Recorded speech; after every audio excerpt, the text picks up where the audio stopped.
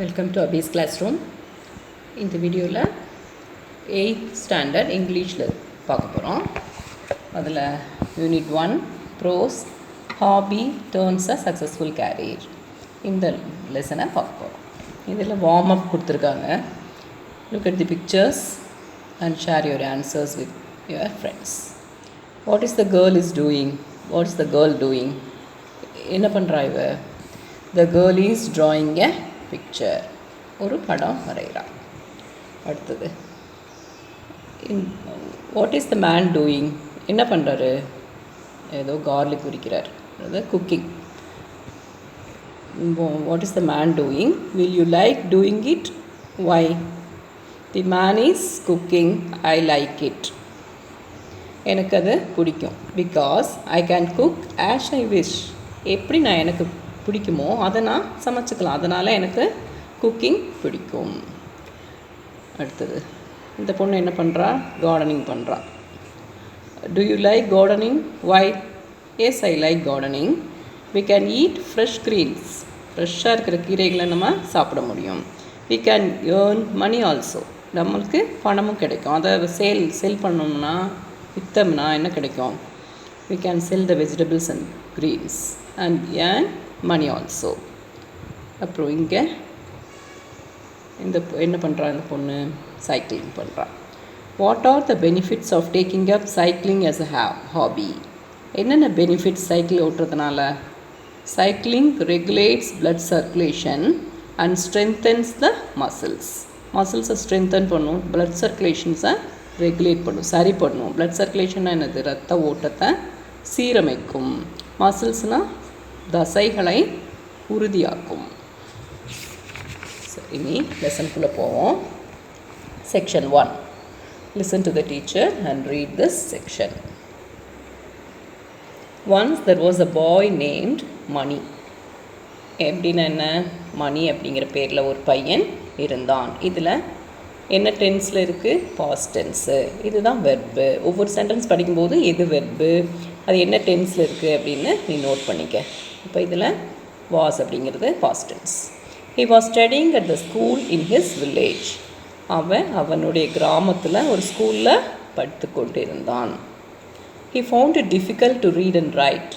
அவனுக்கு படிக்கிறதுக்கும் எழுதுறதுக்கும் ரொம்ப கஷ்டமாக இருந்துச்சு. டிஃபிகல்ட் அப்படின்னு என்னது? கடினம், கஷ்டமாக இருந்துச்சு. His grandfather noticed it and helped him by reading bed time stories. Grandfather, அவர் தாத்தா அதை கவனித்தார். நோட்டீஸ்டுனா கவனிச்சுட்டு, and helped him by reading bed time stories. Bed time ஸ்டோரிஸ்னால் சாதாரணமாக பிள்ளைங்களுக்கு ஸ்டோரிஸ்னால் பிடிக்கும் இல்லையா? அதனால் ஃபஸ்ட்டு ஸ்டோரிஸை ரீட் பண்ணி அதை காமிச்சார். அதில் அவனுக்கு இன்ட்ரெஸ்ட் வரட்டும் அப்படின்னு சொல்லிட்டு. கிராஜுவலினா மெதுவாக. He started reading on his own.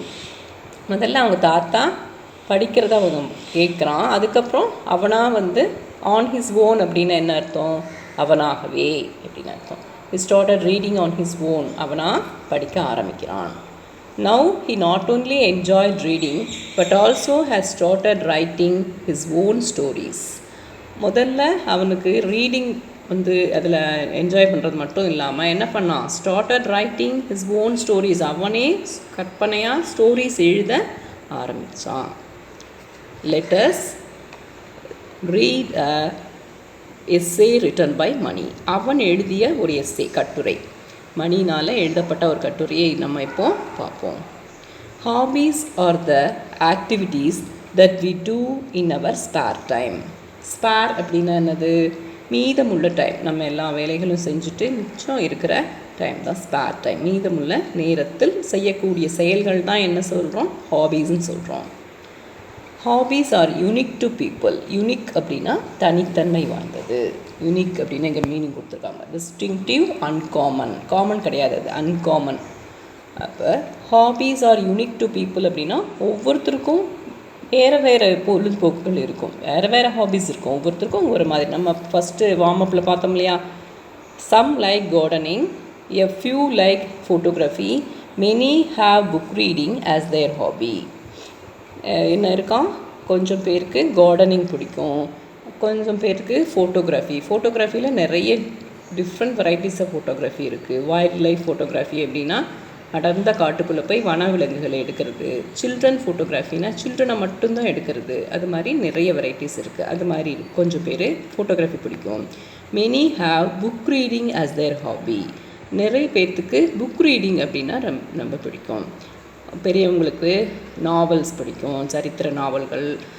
அப்புறம் சின்ன குழந்தைகளுக்கு ஸ்டோரிஸ் பிடிக்கும், காமிக்ஸ் பிடிக்கும், அந்த மாதிரி. while other hobbies are swimming, stamp collection, playing video games and many more. மற்றவங்க ஹாபிஸ்னா என்ன? ஸ்விம்மிங் ஒரு ஹாபி தான், நீச்சல். ஸ்டாம்ப் கலெக்ஷன், நிறைய கண்ட்ரீஸ்னுடைய ஸ்டாம்ப் எல்லாம் கலெக்ட் பண்ணுறது. பிளேயிங் வீடியோ கேம்ஸ், உனக்கு தெரியும் வீடியோ கேம்ஸ் ப்ளே பண்ணுறது, அது நல்லா எல்லோரும் பண்ணுவீங்க. அண்ட் மெனி மோர், அது மாதிரி நிறைய இருக்குது. People have hobbies not only to pass their free time but also to do something useful. அவங்க ஹாபீஸ் அவங்களுடைய பொழுதை போக்குவதற்கு மட்டும் இல்லாமல் ஏதோ பயனுள்ளதாக, யூஸ்ஃபுல்னால் சம்திங் யூஸ்ஃபுல்னால் ஏதாவது சிறிது பயனுள்ளதாக இருக்கக்கூடியதுக்காக தான் என்ன பண்ணுறாங்க, ஹாபீஸ்னு செய்கிறாங்க. Hobbies help people learn new things. புது விஷயங்களை கற்றுக்கொள்கிறதுக்காகவும், relax after a tiring day, ரொம்ப வேலையெல்லாம் செஞ்சு டயர்ட் ஆனதுக்கப்புறம் அவங்க ரிலாக்ஸ் பண்ணிக்கிறதுக்காகவும் ஹாபீஸ் யூஸ் ஆகுது. Help people and to energize their body and mind. மனதிற்கும் உடலுக்கும் மனசுக்கும் எனர்ஜி கொடுக்கறதுக்காக, சக்தி கொடுக்கறதுக்காக, ஆற்றலை கொடுப்பதற்காகவும் எது யூஸ் ஆகுது, ஹாபீஸ் யூஸ் ஆகுது. Same is the case with me. அது மாதிரி தான் எனக்கும். I love writing so it is my hobby. இது யார் சொல்கிறது? மணி, அந்த பையன் தான் அந்த எஸ்ஸே எழுதியிருக்கான், அதில் இவன் சொல்கிறான். Same is the case with me அப்படின்னா என்னுடைய இதுவும் அப்படி தான். ஐ லவ் ரைட்டிங், எனக்கு எழுதுவது ரொம்ப பிடிக்கும். So it is my hobby, அதனால தான் நான் இதை தேர்ந்தெடுத்தேன் ஹாபியா. அதில் வாரன் பஃபெட் அப்படிங்கிறவர் சொல்கிறார், whatever you like to do make it a hobby. என்னெல்லாம் உனக்கு பிடிச்சிருக்கோ அதை நீ உன்னுடைய ஹாபியாக எடுத்துக்கோ. எதை செய்வதற்கு உனக்கு பிடிச்சிருக்கோ அதை நீ உன்னுடைய ஹாபியாக எடுத்துக்கோன்னு வாரன் பஃபெட் ஒரு பெரிய பணக்காரர் அவர் சொல்லியிருக்கார். நிறைய விஷயங்களை சொல்லியிருக்காரு. Writing is a unique hobby because most people don't want to exhaust themselves in their spare time. Writing அப்படிங்கிறது ஒரு யூனிக் ஹாபி, ஒரு தனித்தன்மை வாய்ந்த ஹாபி. ஆனால் நிறைய பேர் don't want to exhaust themselves. Exhaust அப்படின்னா என்ன கொடுத்துருக்கு? டயர் அவுட், அப்படி டயர்டாகி போகிறது, சோர்வடைந்து போக விரும்புவதில்லை அப்படின்னு போட்டிருக்காங்க. Many feel that writing is tough. Writing அப்படிங்கிறது ரொம்ப கஷ்டமானது அப்படின்னு நினைக்கிறாங்க. But I to not think so.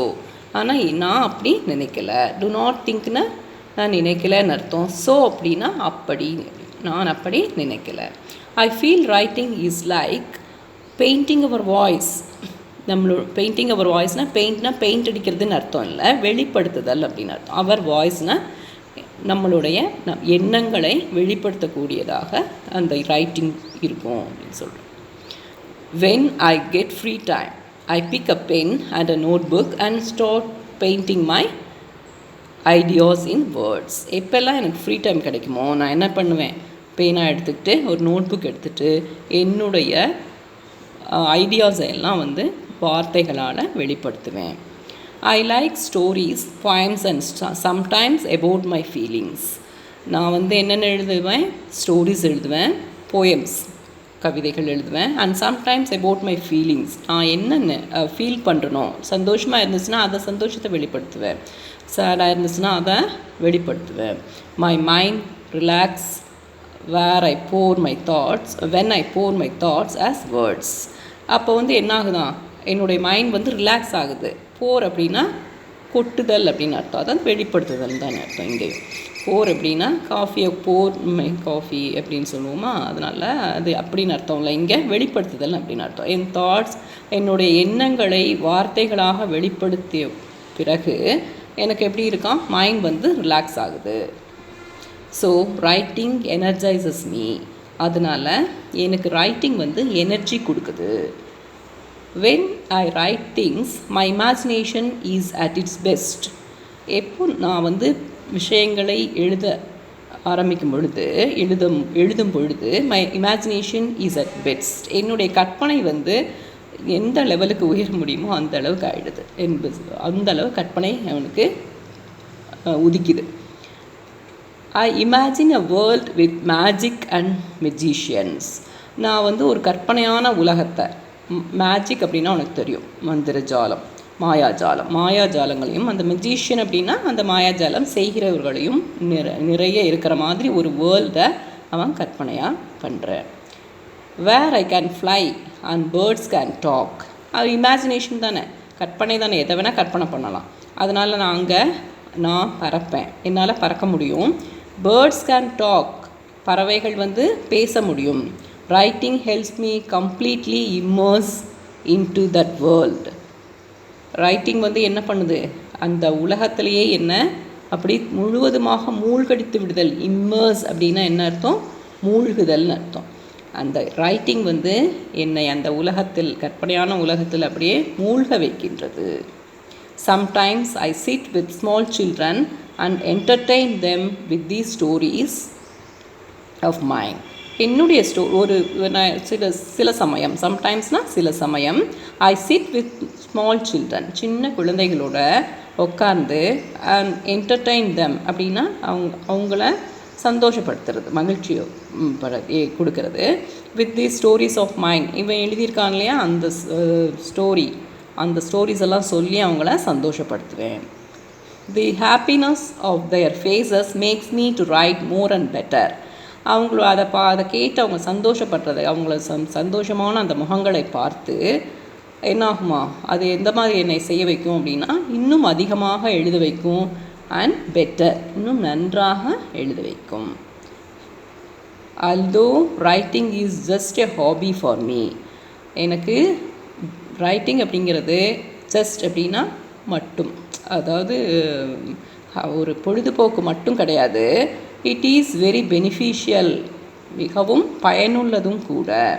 It opens my mind to think beyond the little things with a broader mind. ஒரு பெரிய மனதோட சில விஷயங்களையும் தாண்டி, சின்ன விஷயங்களையும் தாண்டி பெரிய விஷயங்களை எல்லாம் கூட என்னால் கற்பனை செய்ய முடிகிறது, யோசிக்க முடிகிறது அப்படின்னு சொல்கிறேன். It makes me more passionate about my life. Passionate அப்படின்னு என்ன கொடுத்துருக்காங்க, ஹார்ட்ஃபெல்ட், இன்டென்ஸ்னா மனப்பூர்வமான விஷயங்களை, வாழ்க்கையினுடைய விஷயங்களை வந்து அது நினைக்க வைக்குது. It makes me learn new things. அது என்ன பண்ணுது, புதிய விஷயங்களை கற்றுக்கொள்ள செய்கிறது. And enjoy every moment of life. ஒவ்வொரு நிமிஷத்தையும் நமக்கு என்ஜாய் பண்ணுறது, அனுபவிக்க, வாழ்க்கையினுடைய ஒவ்வொரு நிமிஷத்தையும் என்ஜாய் பண்ணுறதுக்கு இது பண்ணுது, ஹாபி தான் உதவி செய்யுது. Writing is easy. All you have to do is cross out the wrong words. Wrong words எல்லாம் விட்டுட்டு மற்ற எழுதுனேன்னா ரைட்டிங் ஈஸி அப்படின்னு சொல்லிட்டு யார் சொல்கிறாங்க, மார்க் ட்வைன் அப்படிங்கிறவர் சொல்கிறாங்க. My hobby helped me in school too. When I started writing things I was unable to describe them accurately. என்னுடைய ஸ்கூல்லையும் இது வந்து ஹாபி எனக்கு உதவியாக இருந்துச்சு. when I started writing things, எப்போது நான் எழுத ஆரம்பிச்சனோ I was unable to describe them accurately. அக்யூரேட்டாக என்னால் சொல்ல முடியல. அக்யூரேட்லின்னா என்னது, எக்ஸாக்ட்லி, அப்படியே அப்படின்னு சொல்கிறோம் இல்லையா, அப்படியே என்னால் சொல்ல முடியல. ஏன் அப்படின்னா இவரோட இமேஜினேஷன் சேர்ந்துருது, கற்பனையும் சேர்ந்துருது. With time, my experiences helped me think of new ideas and this made me a good writer. என்னுடைய எக்ஸ்பீரியன்ஸஸ் இருக்கு இல்லையா, அனுபவங்கள், அது வந்து புது ஐடியாஸை திங்க் பண்ண வைக்குது, சிந்திக்க வைக்குது. This made me a good writer. ஒரு குட் ரைட்டருக்கு என்ன வேணும், சிந்தனைகள் தான் வேணும். சிந்தனைகள், புது புது சிந்தனைகள் இருந்தால் மட்டும்தான் ஒரு நல்ல எழுத்தாளராக இருக்க முடியும். குட் ரைட்டராகவே ஆகிட்டான். Now I look out for things which I was not able to see before.